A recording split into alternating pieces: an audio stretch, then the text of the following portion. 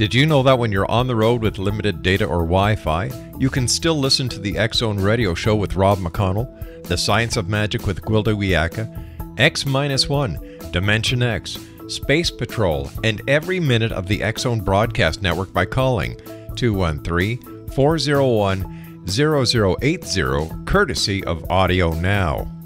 No smartphone, app, or internet needed. It saves your data plan and it's free if you have unlimited minutes.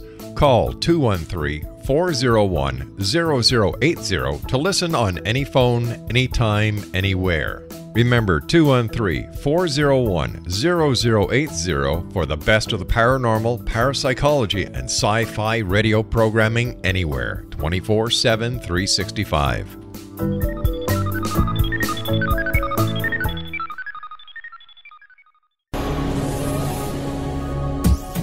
This is the X-Zone Broadcast Network, broadcasting worldwide on broadcast affiliates and satellite program providers, including CNN Broadcast Network, Sirius Satellite Network, Star Media, Good News Radio Network, Angel Broadcast Network, Wiki Broadcast Network, and WPBN TV. For more information on the X-Zone Broadcast Network, visit us at www.xzbn.net.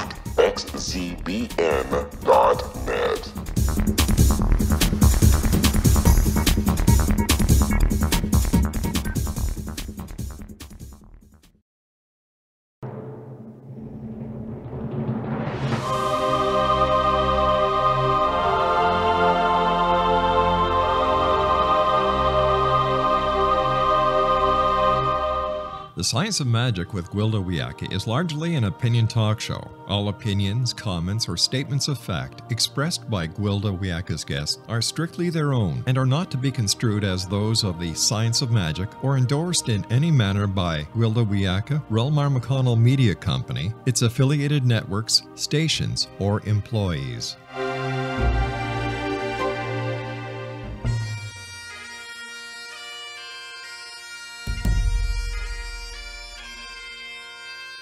Welcome to the Science of Magic with Gwilda Wiyaka, a program dedicated to uncovering the unified nature of reality and humanity's ever-evolving place as truly galactic beings. For more information on the Science of Magic with Gwilda Wiyaka, visit us online at www.thescienceofmagic.net.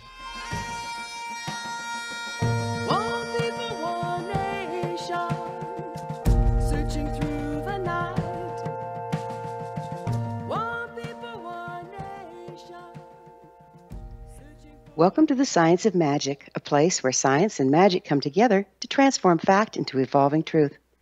We're proudly coming to you through the ever-expanding X-Zone Broadcast Network, xzbn.net, and can also be found on our website, thescienceofmagic.net. I'm your host, Gwilda Wiyaka. This hour we'll be exploring bards and poets. Across the ages, societies, and realities, shamans have been artisans, bards, and poets. All shamanic traditions have stories, rhythms, and songs that have been passed down for generations.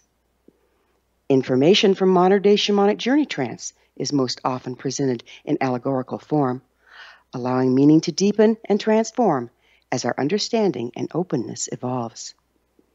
Even Jesus, who I'm considered to be the greatest shaman to ever live, taught in parables. In my early studies, I used to wonder, why don't they just say what they mean? Why all the theatrics and drama?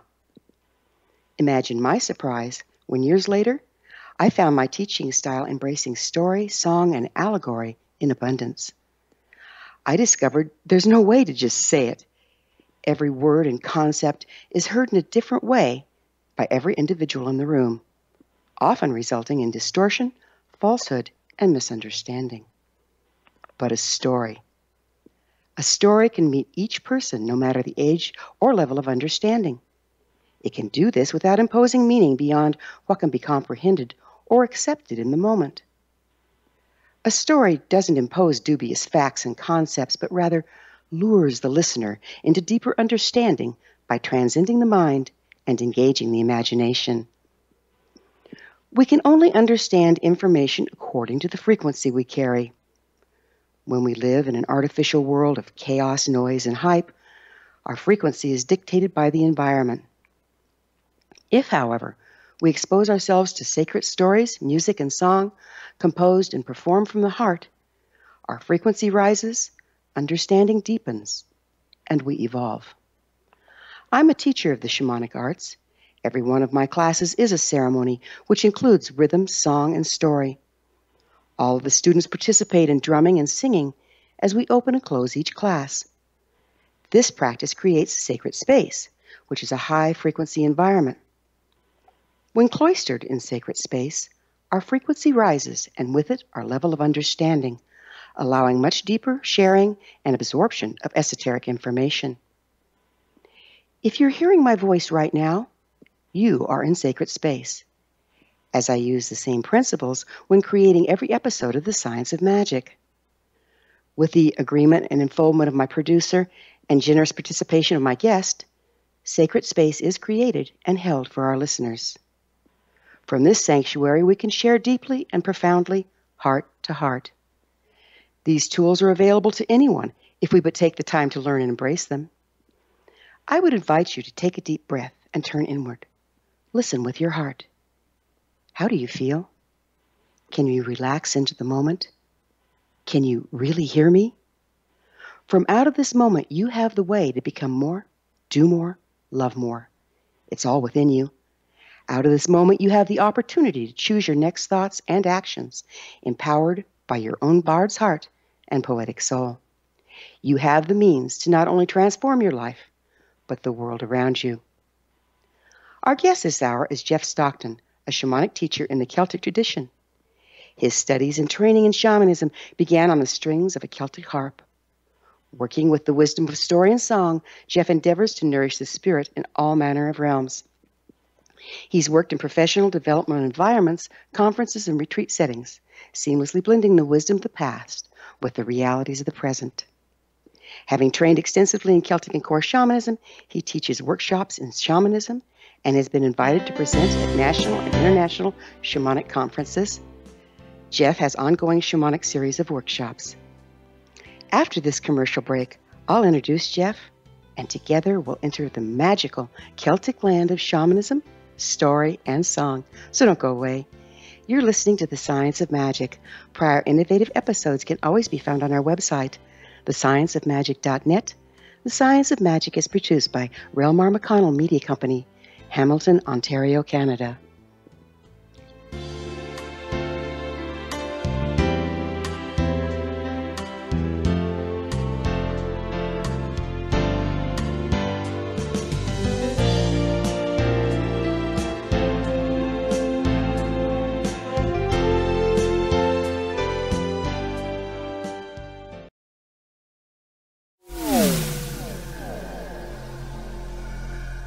This is Kevin Randall.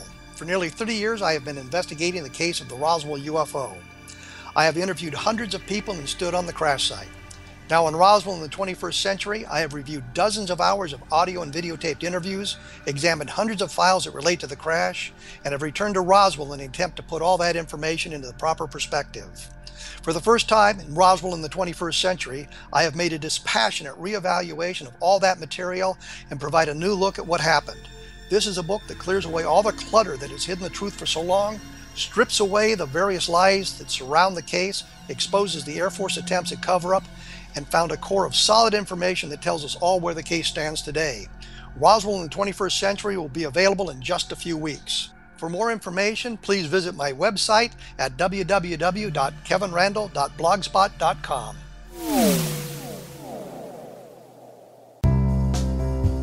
Gibbs A. Williams, Ph.D., is a practicing psychoanalyst, supervisor, researcher, and author in New York City. Much of his life has been dedicated to understanding nature and the uses of meaningful coincidences or synchronicities. His radical and original non-Jungian, non-mystical, non-magical theory of synchronicities illuminates much of the fog surrounding this challenging and perplexing topic. His ideas and manners are fresh, presented in a style that is both entertaining and highly informative. He is also an expert on crisis intervention, specially focused on violence reduction for the police and citizens, mastering anxiety, frustration, and stress without the use of medication, and effectively preventing and treating heroin addiction. Dr. Williams can be contacted at his email address at gwwilliamsny11@aol.com or visit his website at www.drgibbswilliams.com.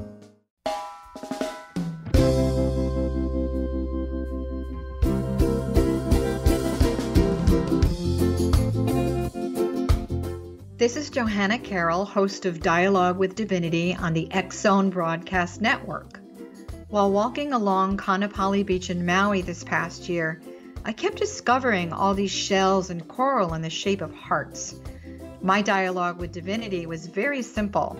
Do you want me to do a retreat to heal people's hearts in Maui next year?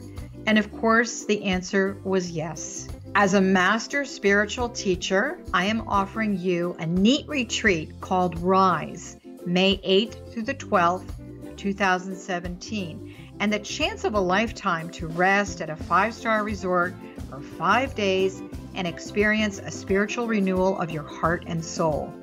Kaanapali is one of the top 5 beaches in the world. This stunning resort has undergone a $40 million renovation. I walked the entire property, checked out the room choices on your behalf, and I must say it is stunning. Our conference room faces the ocean with sliding glass doors. Maui is known as Mother Maui because it is a soft, gentle, healing energy. In the embrace of Mother Maui, you will feel yourself rising from the limitations of an ordinary life to an extraordinary journey of peace, bliss, and harmony. A greater sense of clarity. Our Rise retreat ignites renewal in the sacred elements of air, water, earth, fire, and wind. There's plenty of free time to enjoy all that Maui has to offer. A small deposit is required now to reserve your space, as this retreat, it will sell out. For more details, please go to johannacarroll.com and register today. Aloha, and I'll see you in mystical Maui.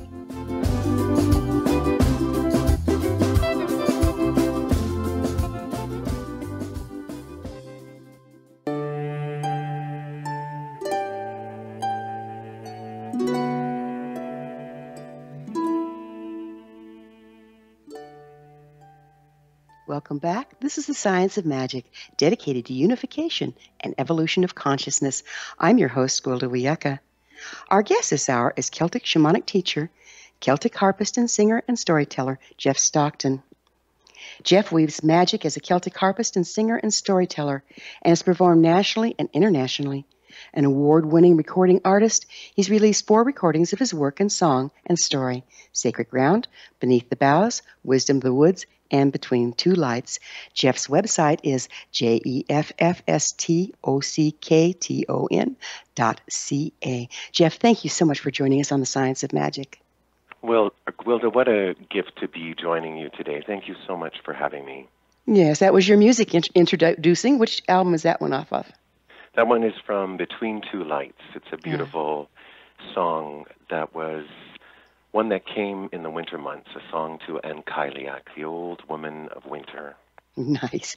I find it very intriguing that your training in shamanism began on the strings of the Celtic harp. Would you explain that to us? Well, I wonder sometimes if it began there or if it simply came into being there. I think it was a threshold that I crossed. I believe that for anyone called to come to intimacy with the realities of the world that are beyond the grasp of our 5 senses, I think those calls and the learning and the training begin very early in life. I think it's a part of every human being. But for some reason, there are human beings who find that they can hear something that is being spoken, sung, and whispered to their heart. So for me, those calls and that longing and that yearning were in play, in development, in many ways throughout my life. As an adult, though, when I took up a professional life out in the world, I realized that there was a call in my spirit, and I was needing to find something. I was being called home. So the explorations took me to India. They took me to the teachings of the Far East.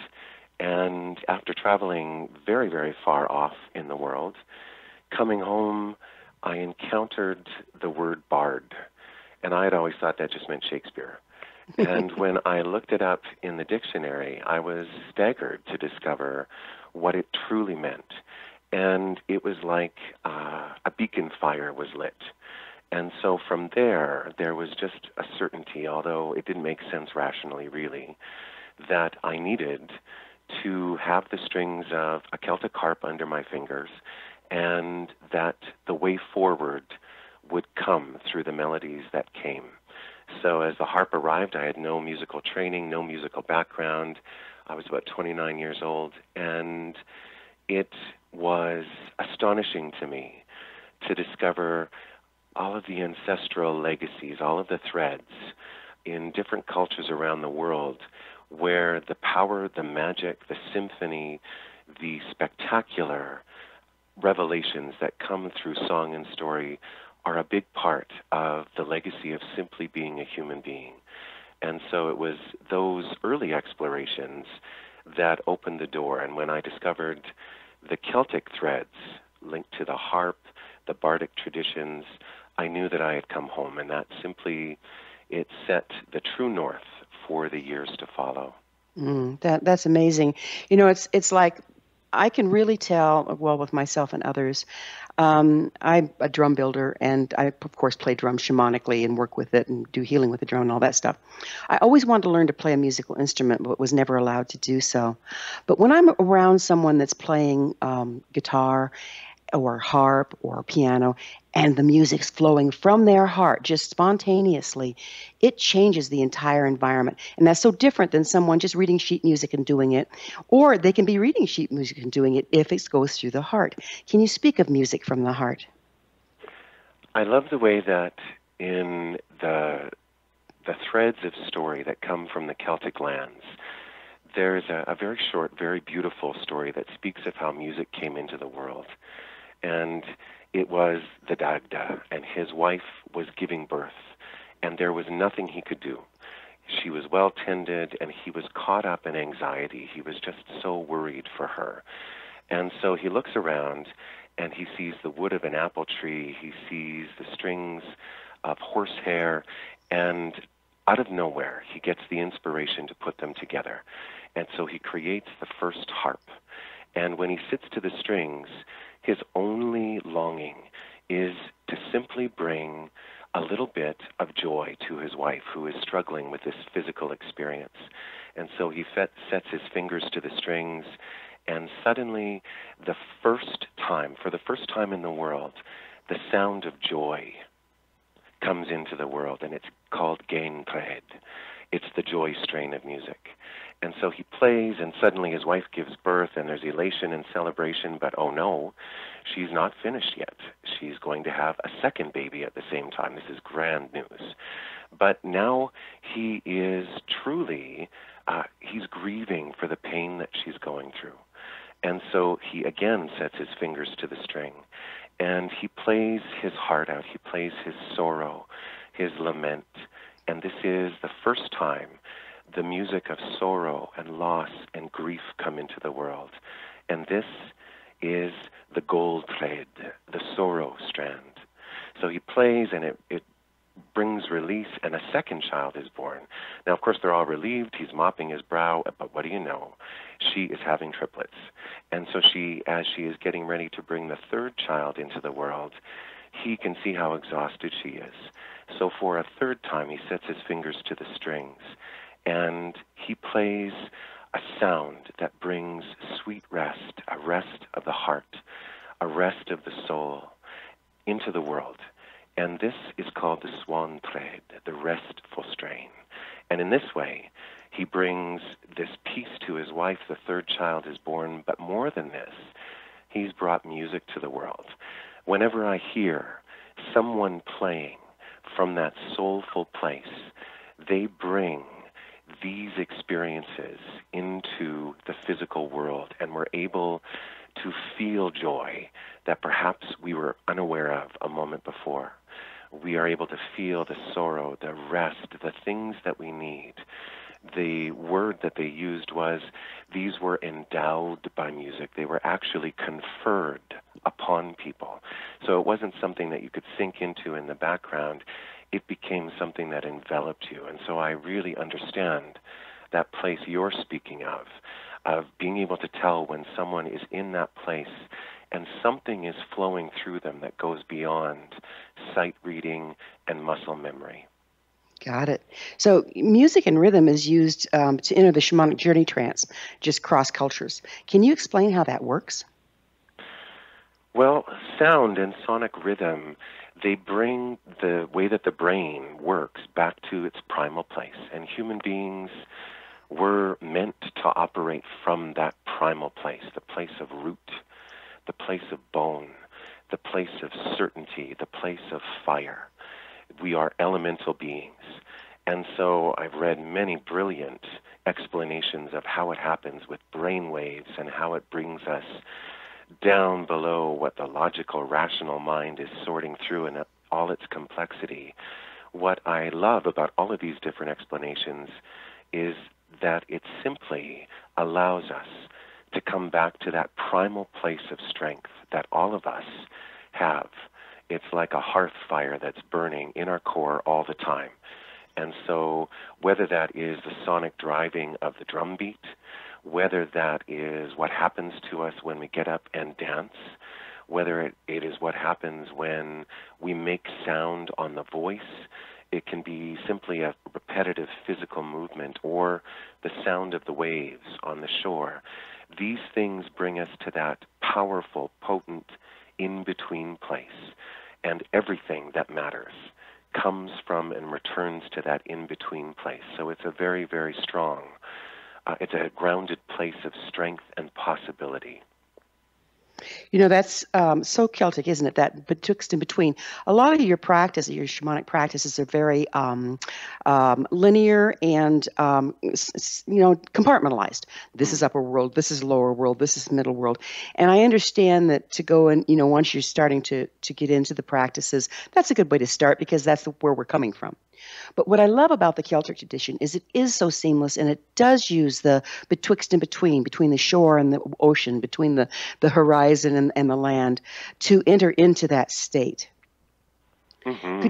Yeah, it's amazing, isn't it? And so that, to me, that gives you access to it without all you have to do is slide in. Once you get that down, all you have to do is just slide in between the elements, no matter where you are or what you're doing, and you have access to alternate space. Is that your experience? Absolutely it is. I was amazed as an adult beginner. I had had many years of a very strong meditation practice. But when I encountered the formal shamanic space, I was amazed at how natural it was. And so it is very much a natural way of functioning for us as human beings. It's the dreaming space. It is the space between heartbeats. It is the reminder that any rhythm in the world is not made by the sound on the drum. It's the space between the beats, and anyone can get there. Yeah, it's amazing. Where'd you get your shamanic training, Jeff? It began with a couple of books. It actually came out of a friend of mine when I was in a time of transition before the Celtic harp arrived. A friend of mine asked if I had ever heard of Joseph Campbell and his phrase, "follow your bliss," and I hadn't.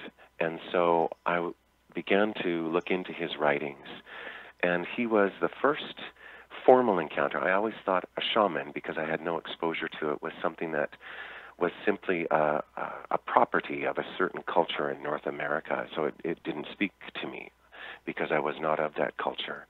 But when I read Joseph Campbell's ways of speaking of the power of story, of the shamanic place, of the roots of humanity and shamanic culture, it began a series of explorations. So from there it was a few different books, but I was immediately drawn to the Celtic. And when I had that sense of confirmation on reading the work of John and Caitlin Matthews or different writers on all of that, I went to my first shamanic workshop. So a friend of a friend, you know how it works. And it again, it was that place of this is so right. It was so hard to put it into words, but it began with very much a core shamanic experience. This is how you journey. This is where you go. These are sort of the safety rules of it. And it was beautiful to have those first lifelines that reassured me that I wasn't just making it up, that I wasn't slipping into something that would get me institutionalized, but that it was natural, that it was good, that it was real. All right. We're going to have to take a quick commercial break here. Jeff and I will return to our discussion after this short break. We're coming to you through the land of leading-edge paranormal broadcasting, the X-Zone Broadcast Network. Don't miss the other fine shows and hosts on xzbn.net. You're listening to The Science of Magic, thescienceofmagic.net. I'm Gwilda Wiyaka. We will be back, so don't you go away.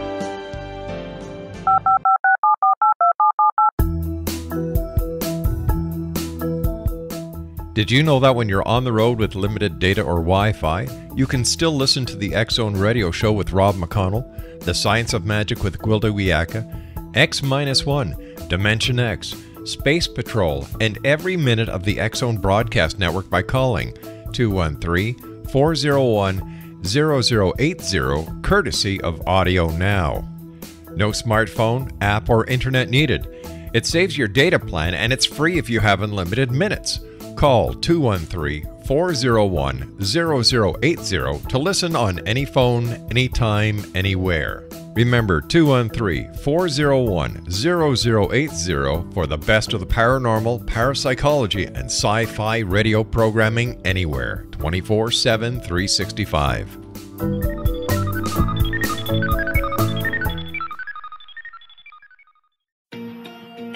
Wouldn't you love to know the secret to everything? Well then, meet Dr. Kimberly McGeorge and her cutting-edge breakthrough knowledge that combines science with possibility. Dr. Kimberly brings real-life answers and healing to those open to alternative solutions. She teaches solution-based programs and classes that will change all areas of your life forever. Specializing in conscious creation, intuitive readings, and energy medicine, you can rapidly shift health, relationships, business, and money and abundance challenges quickly. Receive her best-selling book, Secret to Everything, at no cost by going to secrettoeverything.com/X-Zone. That's right, transformation can start now. Just go to secrettoeverything.com/X-Zone and receive Dr. Kimberly's book for free.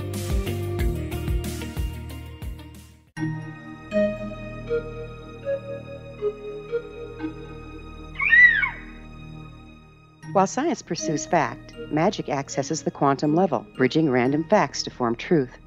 As long as science and magic remain separate and polarized, the truth cannot be known. I'm Gwilda Wiyaka. Join me on the Science of Magic radio program, dedicated to unification and evolution of consciousness. During each episode, I'll be speaking with experienced and respected scientists and mystics. From astrologers to astronomers, from medical doctors to shaman, the scientific method to dowsing and intuition, we'll weave together information from seemingly divergent practices to promote unity and enlightenment. Join me, Gwilda Wiyaka, and the Science of Magic right here on the Mutual Broadcast Network. For more information, visit www.thescienceofmagic.net.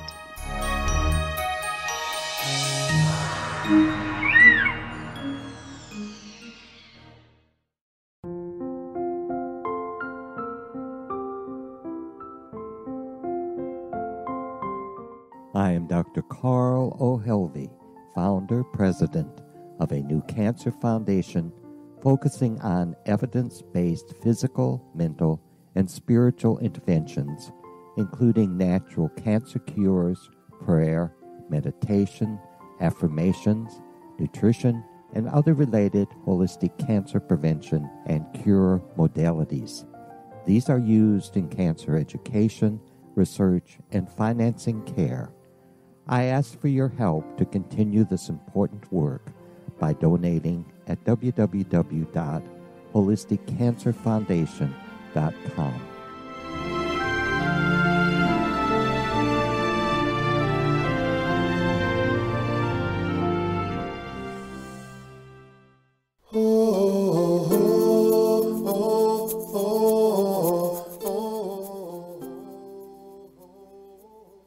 Welcome back. This is the Science of Magic, a place where magic and science come together to promote enlightenment.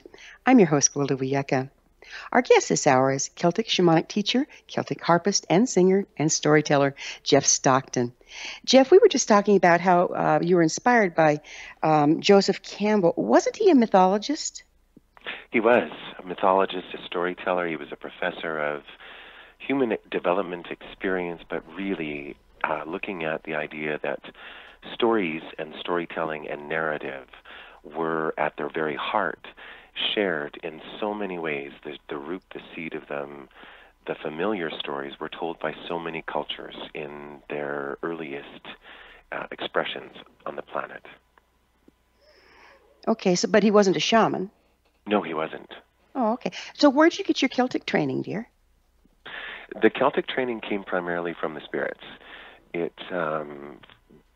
beginning to understand that core shamanism is, it can be a beautiful thing on its own. It allows people to find their shamanic roots in their life as they live it. But I was really intrigued by the fact that every culture had those shamanic roots in some way. And so when I began to encounter the ancestral thread, the fact that the ancestors from those of long ago were dreaming towards this moment, and the idea that we have our destiny, our song, it's actually sung into our bones and our bloodline. I began to feel the pull to really look at some of my own roots and my own ancestry. And so the majority of my own experiences came from exploring general writings on Celtic tradition, shamanic, but really looking at Celtic stories and the Celtic legacies, simply because there are some threads and roots in my own bloodline that go to those lands. So I think it was very much a part of my shamanic experience. There was no formal program or certification in that kind of training, but it is definitely at the heart of everything that I do. Would you explain to me how we learn a tradition like this from the spirits? Isn't that what you said? I think that our allies and our helping spirits are always singing to us, and they're simply highlighting the places that we return to. And so in my own shamanic journey experiences over the last 20 years, there is a thread where I am constantly being asked to pay attention to what is, to pay attention to what's calling to me. And I think that when any of us are doing this, we begin to see the number of threads woven into our lives that are speaking and singing of the same thing. So I think it is very much also a matter of the experiences in everyday life that are setting our mind on fire, that are setting a beacon fire in our heart and our spirit. Those are the things also that our wise and strong allies in the spirit realms are anchoring to. It's a combination of good advice and the brilliant fires of life. And I think when we dance between the two of them, and there's a nudging that says, you need to do more of this, or you need to look for something that is going to nourish this more, or you need to knock on a door out in the world and see if there's a place for this out in the world. I think there's a beautiful conspiracy. I know conspiracy is not a word that is often used in a positive way, but I think life and stories and songs and the ancestors and the spirits, I think they do conspire to help us get to the places where we have realization. So for me, that's the way that unfolds. So I understand you teach shamanism, and this sounds a little nebulous from the way our minds usually work. How do you put people in a position to access what you just talked about? I love the way that no matter what shamanic culture or tradition we're talking about, at the heart of it, in the bones of it, there are the same essential anchors. So there is bounty, beauty, wisdom, and power in the north, and in the east, and the south, and the west. And those directions, just at its simplest, they cross. There's a line that goes from the north to the south, from the east to the west. And there is a meeting place between all of the power, the beauty, the wonder of every direction. Between the stars above and the deep earth below us, there's a meeting place. And so for me, when I'm working with people in helping them to begin to understand shamanic experience and how to work with that space, it is all about starting from here and now.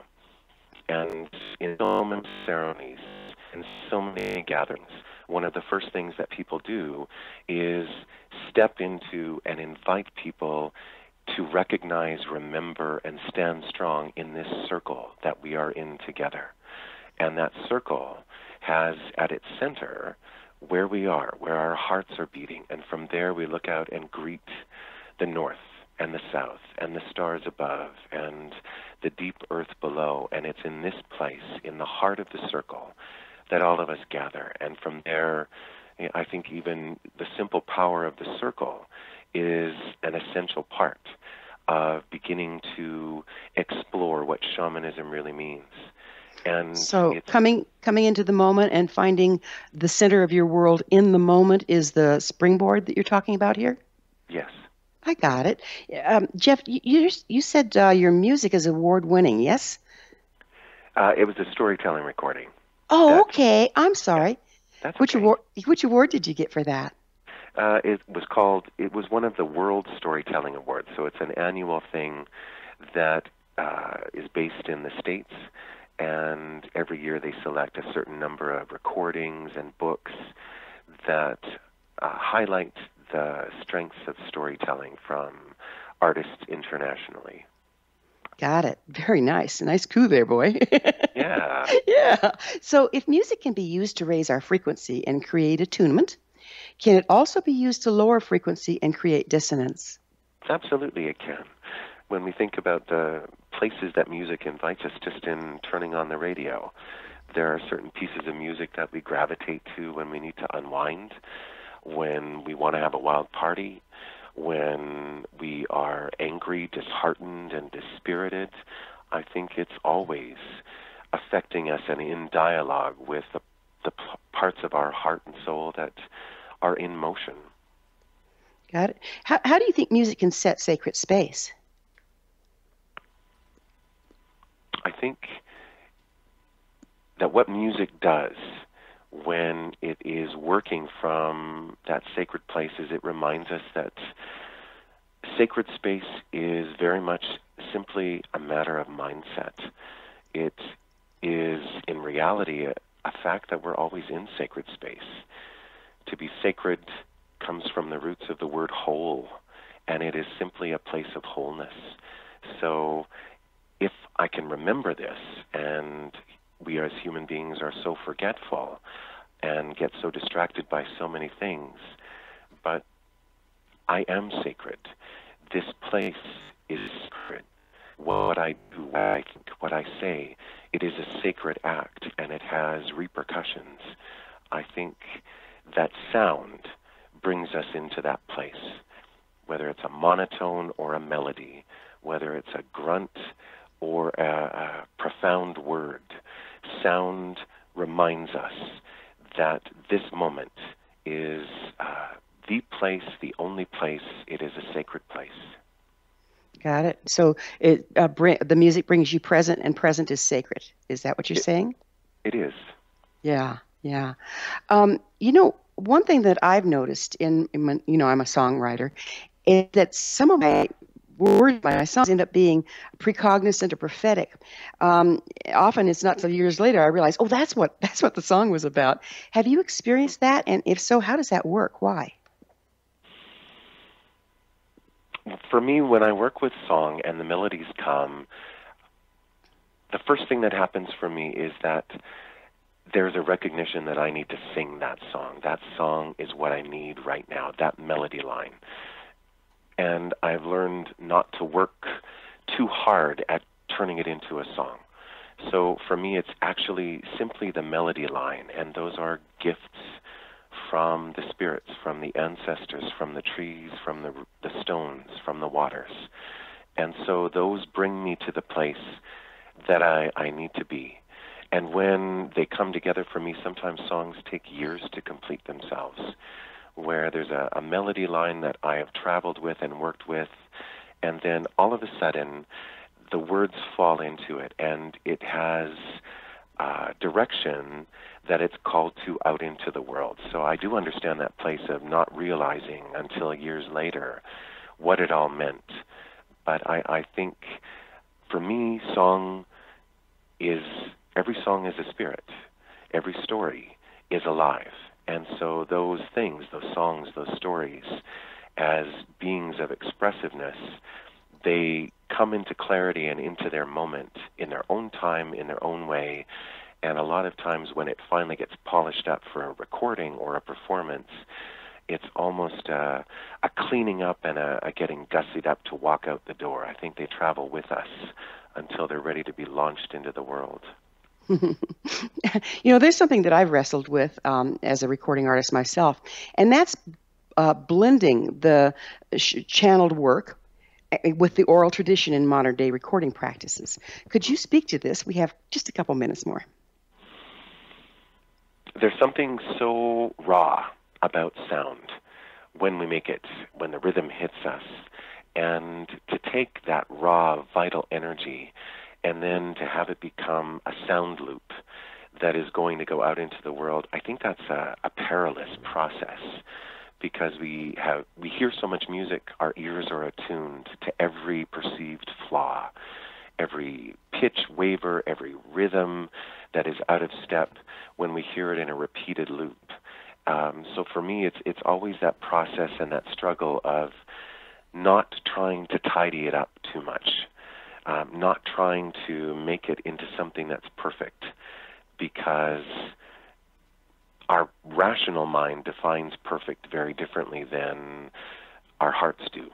So in live performance, all of those things are very forgivable. In a recorded work, I find that I have to back off and not try and fix things that actually don't need to be fixed.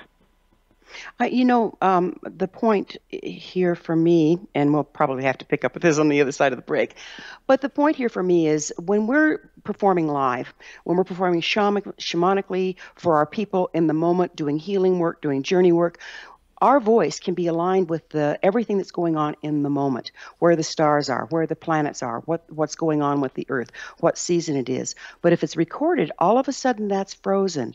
And that's what I'd like to pick up with on the other side of this break, and let's see where we get with it. Jeff and I will be back shortly. You're listening to The Science of Magic, thescienceofmagic.net, the place where altruistic professionals of science and the esoteric create common ground for the betterment of our world. We're brought to you by the leader in paranormal, spirituality, and alternative health programming, the X Zone Broadcast Network, xzbn.net. We will be back.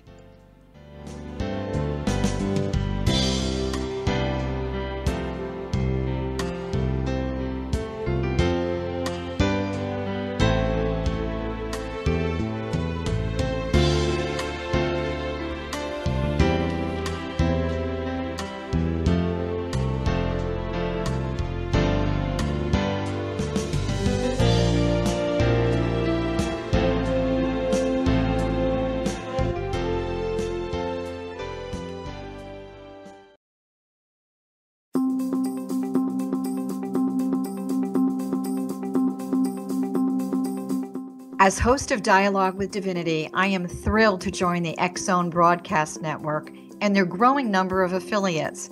My quest for a connection to the divine ignited my successful career path as an international spiritual counselor for over 40 years, and author of 4 books, and well-known metaphysical educator. My clients call me their spiritual mama. So my job is to offer you a radio show to help you grow spiritually with wisdom and get specific tools from guests who are experts in their field. Tune in to Dialogue with Divinity and be part of the conversation with Spirit. My goal, your happy soul. For more information, please visit my website at johannacarroll.com.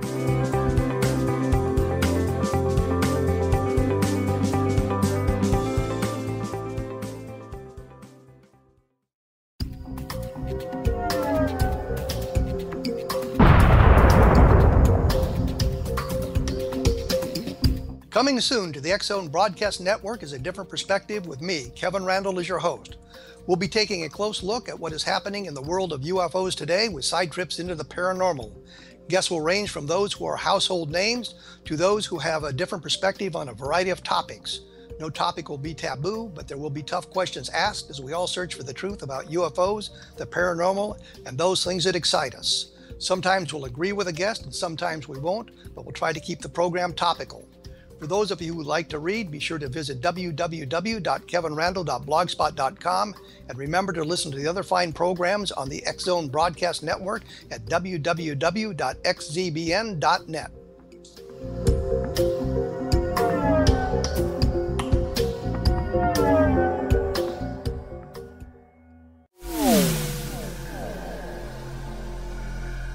This is Kevin Randall. For nearly 30 years, I have been investigating the case of the Roswell UFO.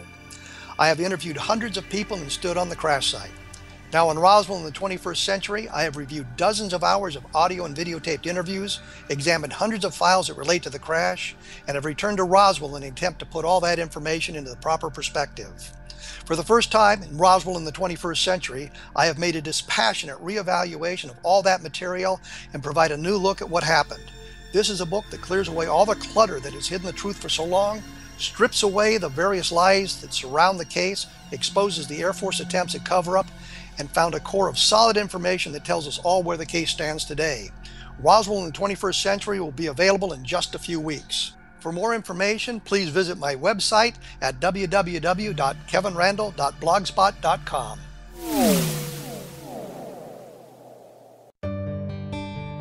Afterlife expert Roberta Grimes was the first one to say that dying can be fun. Now her best-selling book, The Fun of Dying, is available in stores worldwide.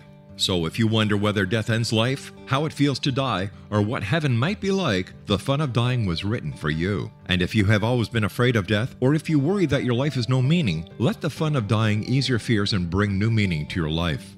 Nothing said in The Fun of Dying is based on the teachings of any religion. Instead, Roberta draws on evidence to explain how death happens, how it feels, and what comes next. A lot of the best death-related evidence was produced in the first half of the 20th century. When it is put together with recent discoveries, it tells a consistent and amazing story. Roberta Grimes blogs and answers questions at robertagrimes.com. Her wonderful book, The Fun of Dying, is available on Amazon and at stores worldwide wherever books are sold.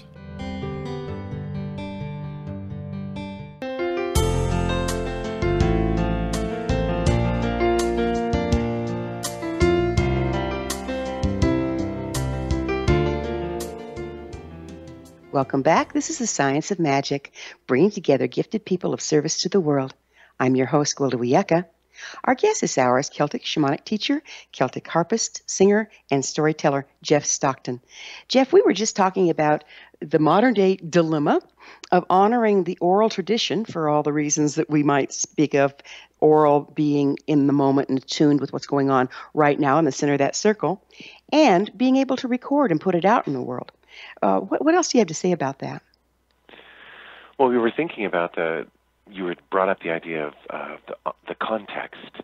You know, in a live performance, in a shamanic ceremony, in a healing ceremony, it is everything about that moment in time, who's there, how the energies are flowing in the room, what people have brought with them, what people are letting go of in the space. And in those spaces, the performance itself, it's like an atmosphere. And the word atma, it means soul. So it's a circle of soul. And so to take that atmosphere, that circle of soul, and then to hear it later in a context where it's not that same once in eternity combination of people, place, temperature, wind, whatever is happening all around us and in that place out in the universe, I think it can be, it means something totally different. So it can be a challenge to work with the recorded space. And when I'm working with a podcast, when I'm working with a song, I am always trying to think about what's happening for me right there at the mic, but also really trying to think about it having a place in the world that isn't necessarily tied to my immediate here and now. And that is an interesting place to go creatively. So it's a trans-temporal kind of place within the sacredness of the moment? Yeah, it's almost asking, how do you find that timeless space? I think the best recordings, they've opened the door to something timeless. It's not just about November 11th, 2016. It's about every moment. It's about every person, every place. And that is almost an experience of alchemy. It's that impossible something that's been brought in, and it's an incredible gift. Got it. So let's talk about stories. I love stories. Why do you think they're so important in shamanism? Human beings, it's what we need. A shark swims, a bear has claws, a bee flies, creates honey. Human beings, it is the narrative. It is our lifeline. It is our unique gift in the world, in the universe, and we need it in the same way that our bodies need oxygen. So when I look at the power of story, we're always living our own story, creating our own narrative. There is no such thing as objective reality. I know cameras record it. I know we can have an audio loop of something, a photo of something. But for each human being, we are constantly in a process of creating and expressing meaning. And the way in which we do that is through story. It's through the beginning, the middle, and the end. It is through the spin we put on things. It's the cloak of villainy or heroism we put on an event, a person, a word, a moment in time. We are constantly creating narrative. And I think one of the challenges for us is to understand that it's also a shared narrative, and it's not just that personal narrative. Mm-hmm. You know, there's ancient stories, as you know, that have been passed down for generations. And then there's the ones that tend to come through shamanic trance work in the moment. Can you speak to the difference between them and the application of each? The stories that come through the ages, those are amazing things. I think about what does it take for a story to be told literally for thousands of years. Human beings physically as a species, we don't change that much. Our claws haven't gotten significantly sharper. Our fangs haven't gotten significantly sharper. Our biceps, etc. Over the millennia we've been here. But our culture and our expression of what it means to be a human being in a place and time has changed so dramatically. So I think about those few stories that have that timeless quality we talked about earlier with music, and they can still speak to someone who is a digital native, someone who Skypes and is got the thumb muscles going on their phone. Those are profound things. Shamanic experiences take us back to that same primal element. It's the here and now. I always think when I'm telling a story, it is not a performance. It's not pushing a play button. It's not a recital. It is the creation, the recreation of it happening right here and now. And so a shamanic journey is that same thing, because the shamanic journey space is happening right now when we're in it. It's not a daydream. It's not a visualization. Our whole body is in that experience, whether it's bright and sunny or whether it's dark and dreary and heavy. And so I think the shamanic stories have that same primal core that all of the human spirit responds to in those same stories that have been told by countless storytellers. There's a lot of allegory and metaphor that needs to be translated for the story to make sense in shamanic journeys. And also, shamanic journeys can be, trans-temporal. It can be things that happened in the past that we're healing, or it can be things that could possibly happen in the future if we don't change direction. So how do you work with that? How do you work with the allegory? How do you tell what's what? I think it is very much a process of paying attention. So it is more a matter of look at this right now, really clearly see and feel what's going on. So the allegory, it creates a state of paradox in our minds where the rational mind, we can rationalize absolutely anything as human beings. The very best course of action and the most atrocious course of action. Human beings, we have a knack to rationalize. And the allegory, as you name it, it's that indefinable. It could be of long ago. It could be what's coming down the pipe for the future. It could be about this moment in time. That undefinable bit, I think it pulls us out of the negative loops of rationalize, explain, and justify everything that we're doing so that we have constant permission. I think the shamanic stories, they're constantly challenging that sense of permission and entitlement that we as human beings can get stuck in. Get totally locked up in it, can't we? Why do you think all shamanic traditions have used stories and storytelling to teach? Because when a story is told, for me, it is our story, our experience right here and now. It's happening in the room. It's not words. When I think about language, it's just hoots and clicks. It's just sound that we make, and we put all of the meaning on it. And there's this magic that happens when a story is told, and somehow it is the creating of this circle that holds us where all of us are having that same experience at the same time, no matter how different we are. And so I think story has a power unlike anything else to bring us back into community. We are here together. It is our experience. It is our future, our dream at this moment. And I think in our modern age, we are really hungry for this. Yes, and we are, and yet that's our educational system now is totally lacking in that, and I think we're paying the price. I think we absolutely are, and what I'm heartened by is the fact that people are recognizing this, and they're trying to find ways to actually come together and be together, whether that's virtual or looking for the ways to make it less superficial and more binding, more powerful. I think relationships and community, they almost become vows in a certain way, where we commit long-term to something. And we need to remember that too as a species. Yeah, being able to really stand in the truth of our ancient stories and create our new ones is how we create our reality, isn't it? It absolutely is. We are constantly telling that story, and when we speak something, that word is in motion for all time.